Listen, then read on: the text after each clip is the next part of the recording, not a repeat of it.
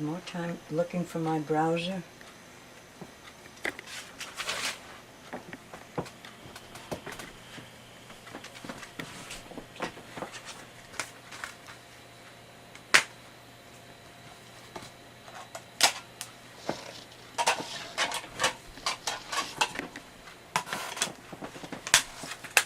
You see Carmen and Vicente? ¿Cuántos años lleva en la danza? ¿Cuándo empezó su carrera de bailarina o bailaora? Empecé mi carrera a los 16 años. Y antes de empezar la carrera, la juventud fue un poco complicada porque de España vinimos aquí a Nueva York, toda la familia, porque mi padre vino enviado por el gobierno español para establecer el primer periódico de habla español en los Estados Unidos, que es la prensa de Nueva York, que existe aún. Así que íbamos allá, venimos aquí un año, volvíamos a España, y así que, como le digo, era una vida bastante complicada. Y a mí, como no me gustaban los estudios de la escuela, pude convencer a mis padres de dejarme empezar a bailar profesionalmente, y empecé, donde debuté fue con Rosario y Antonio en Carnegie Hall, y siempre digo, es ahí donde quiere terminar todo el mundo, y es ahí donde yo empecé. Era el primer concierto que dieron ellos, y la razón que dieron el concierto es porque eran gran suceso en el nightclub circuit en los Estados Unidos, y ellos querían elevarse más y bailar en un teatro, pero el manager decía, no tenemos tiempo para ello. Don't rock the boat. You are so successful. You know, this is where you belong. Así que ellos, por su cuenta, alquilaron Carnegie Hall y empezaron a ensayar el concierto para Carnegie Hall. Es ahí donde empecé con él, esos ensayos, y debutamos en Carnegie Hall.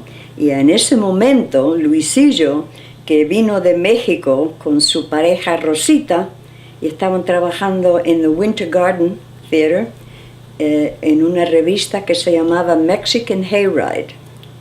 Les trajeron de México para ello. Y también en la misma calle estaba el La Habana Madrid, que ahora se llama el Chateau Madrid. En La Habana Madrid trabajaban en el teatro, y en La Habana Madrid. La compañera Rosita se enamoró de uno de los cantantes de un trío muy famoso mexicanos, y no me acuerdo, que estaban en Nueva York trabajando, y ella le avisó a Luisillo que en un mes, no, creo que le dio 2 meses, ya no iba a bailar más porque se iba a casar. Por lo menos tuvo él 2 meses. Hay muchas parejas que se marchan de un día para otro. Ella fue muy gentil en darle 2 meses. Y entonces alguien le dijo, mira, en esa época, ¿quiénes estábamos en Nueva York? Estaba Luisillo en el teatro, Carmen Amaya estaba trabajando en otro club, Pilar López y Argentina estaban ahí, y Rosario y Antonio. Imagínense, todo el mundo trabajando en Nueva York. Hoy en día eso no existe. Una compañía de vez en cuando, pero todos estos artistas, así que era una época formidable. Le dijeron a Luisillo que había una chica de mucho talento que estaba ensayando con Rosario y Antonio, y entonces él llamó a Antonio con el pretexto de decir, ¿cómo me gustaría ir a ver tus ensayos? Porque claro, no le iba a decir, tiene usted una chica que quizás me convenga.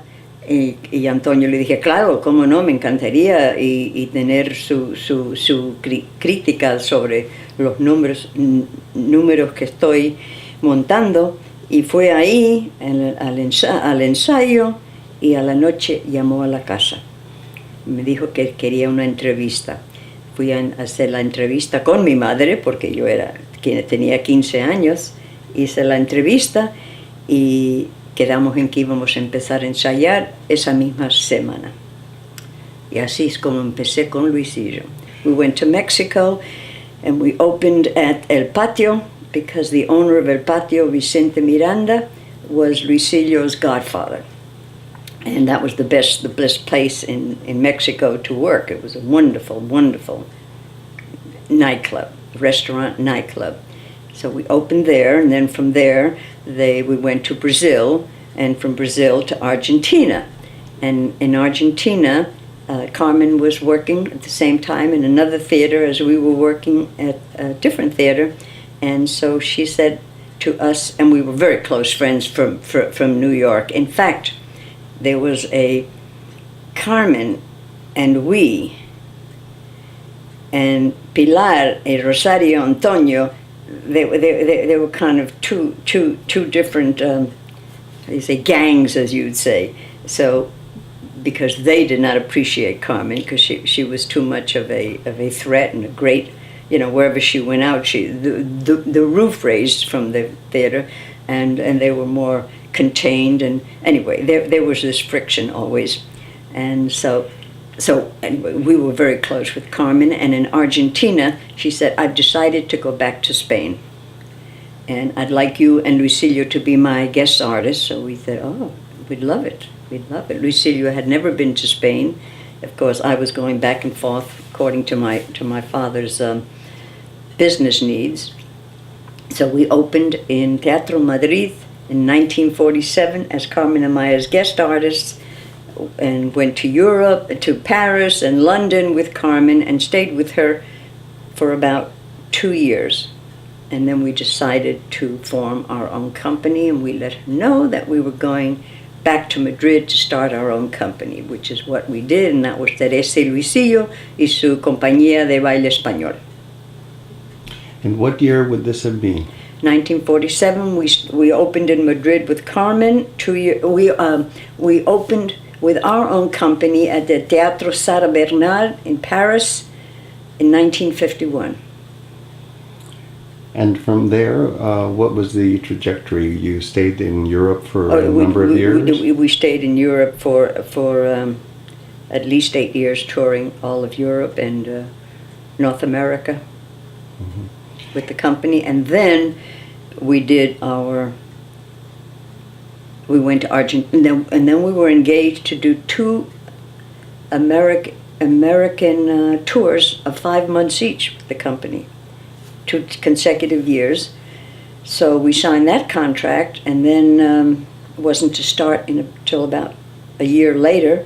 So we went with the company to Argentina, and we went to Chile and Uruguay and Brazil, and then from there we took the Eva Perón lent us her boat, her official boat, for the company to come from. She used to come all the time to see us perform, and we had lost passage on the ship that we had reserved because the visas for America were coming in like one day 1 would come in, and a week later 2 would come in, and so we thought this was the way it was happening. We were not at all suspicious of, by the time we were ready to leave, that we didn't have all our visas. So we had to cancel that ship, and she offered us the Eva Perón, her ship, the diplomatic ship, and we all came over on that ship, and I assure you, it was luxury personified. My stateroom was not only a living room as you walked in, but the bedroom in the back. I mean, it was that kind of an operation, so that was something. And we arrived in New York, and we opened at the Mark Hellinger Theater in New York, and at that time, it's not like today you might do 4 or 5 days. We did 5 weeks at the Mark Hellinger. And then from there we went to Washington, D.C. and did our 5 months tour, and the following year did the same. Then I decided that even though I had been married to Lucilio, and my daughter Maria is his daughter, we had amicably separated about a year as we would continue to work. And then he was free to pursue all these beautiful ladies that he was pursuing anyway. And so, but it was amicable. Well, then I met my husband in the United States. He was our American conductor, because when we came from Argentina, any foreign musician that you bring, then you have to pay the equivalent to an American musician who's just a ghostwriter. you know, he doesn't do anything, but he has to be paid. And my husband had just come from Tel Aviv to America, and the contractor of the who contracted musicians for different events, he said, I'm going to take care of you, I'm going to help you get on your feet quickly. So they gave him this ghost rider, the equivalent of the foreign conductor that we were bringing. But it so happened that our conductor from Spain never got his visa because they accused him of being a communist. So he would not get the visa. Therefore, we said, well, whoever it is on the other side who we're paying, tell him that he better get on the ball. And we sent our pianist by plane, because we were going by boat, to work with him and show him the numbers and the tempos.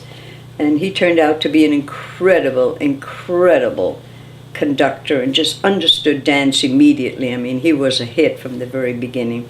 Well, that was my interest in life, and we decided to marry, so I let Lucilio know that I was retiring from Teresa Luisillo. So he was very, very sad about that and went back to Madrid with the company and kept it as a solo company, and would have guest artists. Never associated another name with his, as we were Teresa Luisillo.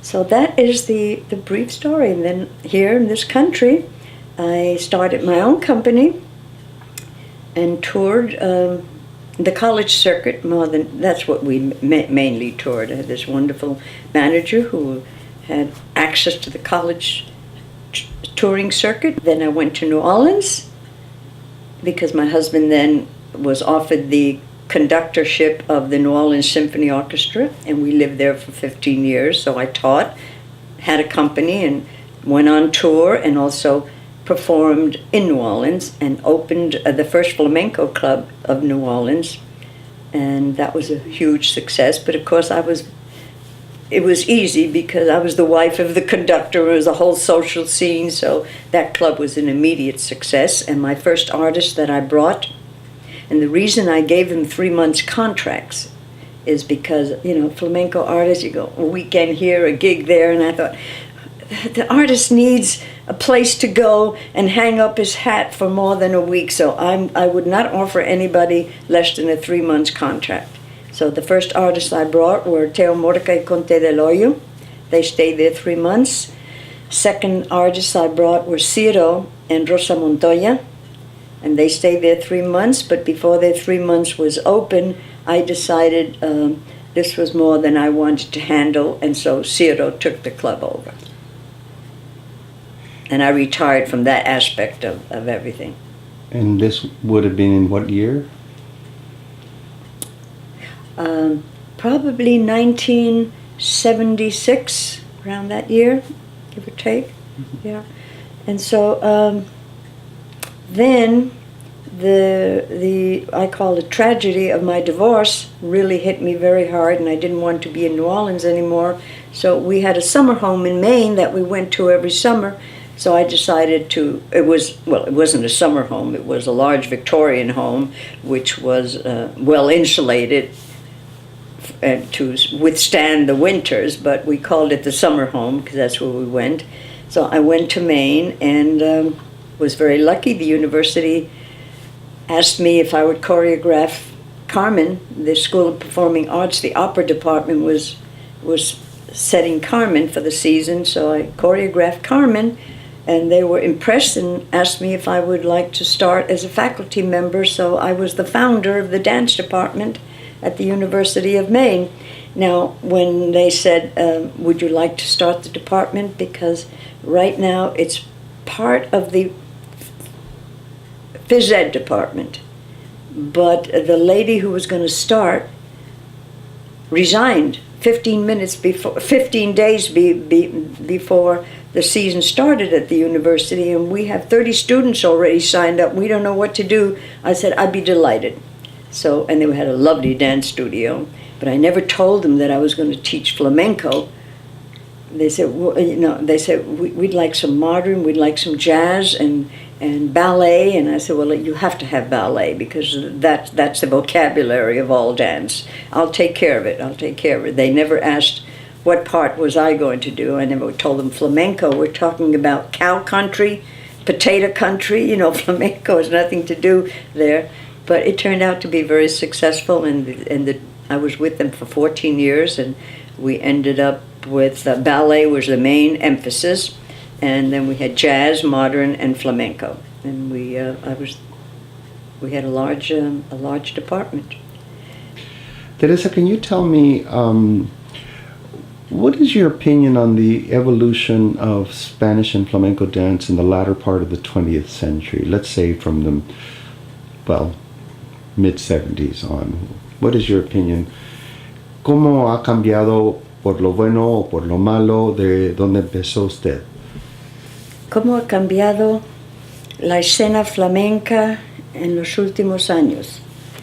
Bueno, para mí el cambio no ha sido tan brusco porque acuérdese que bailamos con Carmen Amaya. Ella fue la primera que llevó el baile flamenco a un nivel tan extraordinario, tanto como el zapateado, como el cuerpo, energía, casi con la fuerza de un animal, porque eso no era normal lo que ella hacía. Así que para mí y para el mundo, pero yo era parte de esta evolución que presentó ella, y fue la que empezó a llevar o abrir la imaginación de todo el mundo, de los bailarines, de que había que llevarlo a otro nivel.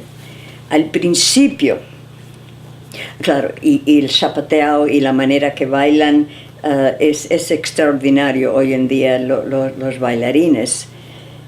A veces pierden un poco el duende o la profundidad porque ceden a la técnica tan extraordinaria, pero es tan increíble que no puede uno decir, es que me falta esto ni me falta esto, porque han llenado otro hueco que no existía.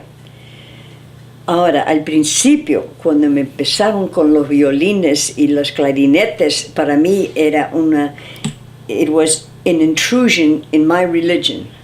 How could they do this and water it down and impose upon the religious aspect of our music and our mission?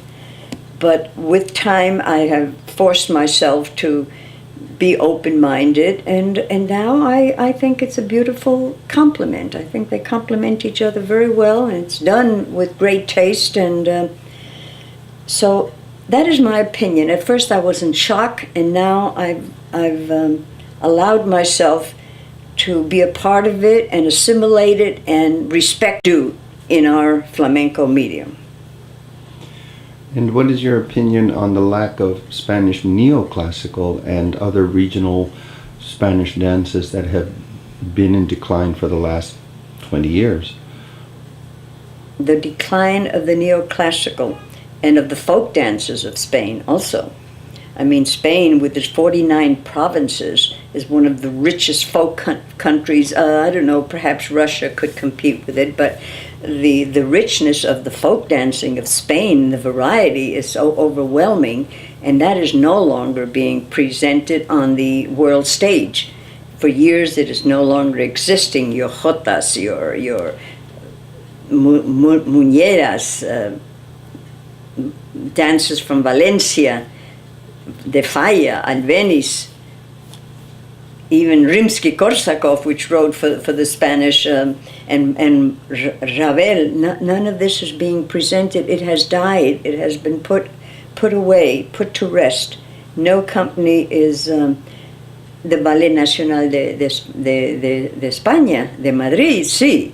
They will do dances, but we're talking about the ambassadors that go throughout the world, to America, to Japan, to Australia. It is just flamenco, flamenco, flamenco. And so there's so much, the richness of the legacy of Spanish dance is, most people don't know about it, have never seen it, have no desire to learn it because they've never seen it. And it's a wonderful part of our culture in Spain, And it's gone. It's finished. I cannot tell you one company that I know of that has brought it back into the repertoire. It's all flamenco, flamenco, flamenco. And as we had discussed earlier, before it was all Spanish classical, folk dancing, and then at the end they would finish the performance with a hot flamenco cuadro. That was a given. You never put the flamenco cuadro anywhere else but at the end, because it was very impressive and a great crowd pleaser. So that was your ace in the hole. But that was what it was, your ace in the hole. The essence of your performance was the classical dances of Spain and your jotas and your other folk dances. And that's gone, but that doesn't mean it won't come back, because that's the way the world turns, and then suddenly somebody's going to discover it, and it will come back. Maybe not in my state, in my age, but it will. Maybe even. And at this stage of your life and career, what are you doing? What are your goals? What is happening in Teresa's life at this stage? This is 2008, and you've seen tremendous changes from the early part of the 20th century to now, or certainly from the 30s, 40s, and so forth. What is Teresa doing nowadays? Well, Teresa has retired completely from dance, and not because she willed it. It's because her body physically has been punished and is not behaving properly. In fact, I moved from New Orleans to Olympia, Washington, to be close to my support system, which is my adorable daughter, who is Maria, the daughter of Luisilio, simply because I see the handwriting on the wall. It's not because I came here on crutches, Custer's last stand. I just envisioned that I didn't want to come here with crutches. I wanted to walk in and bring everything of my furniture that I wanted to and set up my new home myself without anybody's help. But this is where I have to be at the moment. Can no longer dance or teach, although I have to keep my emotions and my passions in check. I still am with flamenco because I've loved the cajon for years. I've loved it and delved in it, but now I have seriously studied all my tapes that I have and made my own charts and notations to teach. So I'm teaching cajon classes, and I'm not charging for them. This is something I'm doing for the student, where they're all so poor anyway. Flamencos are usually so poor anyway. So this is something that I'm doing to say, yes, I'm giving back a little bit and doing something good for people. Because when it all boils down to unselfishly, which we do not live our lives selflessly, we're too busy being selfish, but at the end, you have to realize that the answer to questions in life is, am I my brother's keeper? And so I'm doing this justifying a little bit if I'm my brother's keeper. And also I have something that I can give to these students, which I owe them, or any student who comes along. So that's what we're doing. That's what I'm involved in, for cajon classes, and trying to start a peña, flamenca, in Olympia, which already has flamenco happening, and it's kept alive, and very well, I must say, but it needs a little more autonomy, and I'm creating La Peña so as to bring performing artists to Olympia for performances, which is lacked. I'm sure at one point companies have come, but I don't know, but certainly not on a regular basis, nor is there a particular club that's conducive to acting as their venue, and that's what I'm involved in. What, if any, message do you have to give or share with the future generations of Spanish and flamenco dancers that are just coming into it now, from all the years of experience, all that you've seen? What can you share with them about their future in dance? Their future in dance would be, I'm not trying to be negative, but I've seen the world pass by of flamencos. the chosen few who have had companies because they were the chosen few and had that extra X quality that permitted them to be recognized in the world, they might have made a little money, but dancers in their companies or teachers, I mean, there's no real money to be made. It's a sacrifice profession, but it's not a sacrifice profession because the passion overtakes logic, and the wonderful quality of life that you lead, that you live with your involvement in flamenco is so extraordinary, which so few regular people that share life with you, they have no concept of this invigorating feeling. It's like therapy, everyday therapy, to be involved with flamenco. And of course, I always say that once you have a little bit of attachment, once you recognize it with a throb in your veins, that's it. It's a virus that gets into your body, and you cannot discard it. The virus is there. You are flamenco. You're going to take classes and you're going to listen. It's a very strange, as I say, it's a little bug that gets into you and you have no control over it. But financially, very few. There's no rewards, no remunerations for it. Very hard work if you've reached a level of proficiency. Tremendous responsibility of commitment if you've reached a certain level of proficiency and you are performing. But at the end, your bank accounts are going to be pretty sad. Pretty sad. And how can dancers hopefully avoid that, if that's even possible?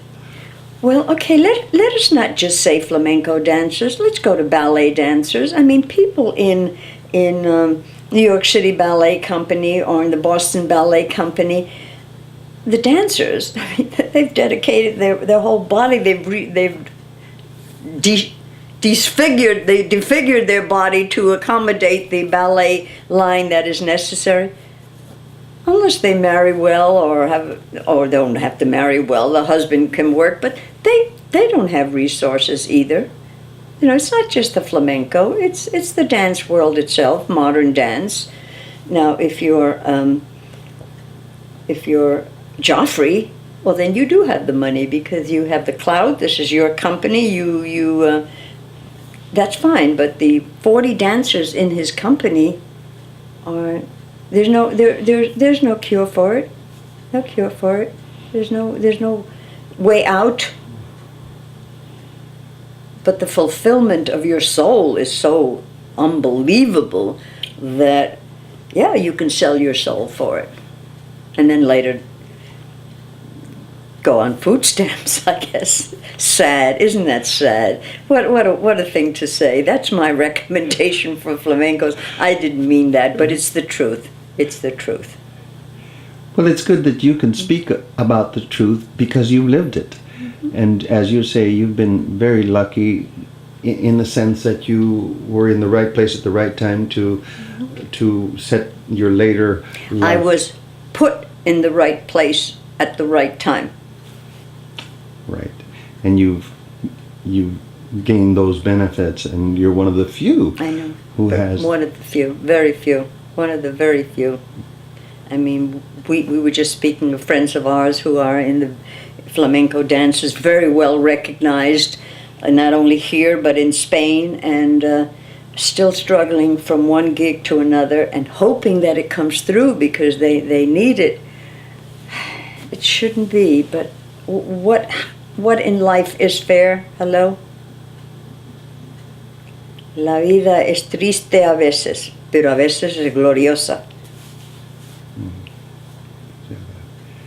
Any last word that you'd like to share with us on this particular interview? We might do another interview, but anything that comes up in your mind right now about what we were discussing earlier, or Lola Montes? What do you remember or know of Lola Montes? Unfortunately, I know that everybody knows and remembers her very, very vividly and very extensively. Unfortunately, I just remember her from hearsay, people speaking of her, seeing some publicity about her. I've never seen her dance. I've never really understood the impact that she left in her area of the United States, but obviously it's enormous, but I never really came to the West Coast except touring with our company, and that's in and out and quick, and get as much sleep as you can so you can leave the next morning for the next town. So I really am not as privy, and I cannot do her the justice that she needs because I know it was an incredible impact here. But the West Coast and the East Coast seem to be two different worlds when flamenco, or perhaps most dancers, are concerned. If you work on the East Coast, and that's where you live, then you're aware of the artists that are contributing so much. So I'm ashamed to say I cannot give her the accolades that should be given to her from my persona. That's fair enough. And I really appreciate you doing this for me and for future, because you will be part of the archives of a history of Spanish dance, as I say, in the 20th century. And now very few of your generation are left to talk about that history, which I think is so valuable. Because once, as I told Lola, once you're gone, that part of history is gone with you. Surely. Well, I'd like to say that being at the University of Maine, I think I contributed to that legacy of documenting. When I was at the University of Maine, every 7 years you're given a sabbatical, and one of my sabbaticals I went back to Spain and did extensive interviews with, well, I didn't do the interview, my great friend, and he was the manager of Teresa and Luisillo for 8 years, Juan Maria de Baudio Balanzategui, who was the owner of Amor de Dios Studios, and anybody involved in flamenco knows Don Juan. He offered to interview everybody for me, and in fact, he interviewed me. I'm also part of the piece. And he interviewed Mariema, Jose Greco, Pilar Lopez, Rosario, Antonio, Luisillo, and me. And I'm sure there are one or two more. So that's all documented. There are extensive interviews, just as you are doing for me. He asked great questions of them, and that's all documented, and I have those on tape. So what you're doing, without my being aware, I've done it about 15 years ago, only because I felt that because I was a friend of theirs and a colleague, it was easy for me to call them up and say, I'm coming to Spain, this is my project, would you be a part of the interview? So nobody turned me down, because you don't turn friends down for a position like that. So I do have those tapes, and one day they're going to be very valuable, I'm sure. Absolutely, because as I say, as you well know, I was able to get Lola on tape for her at her 90th birthday. And that was 3 months before she died. Mm-hmm.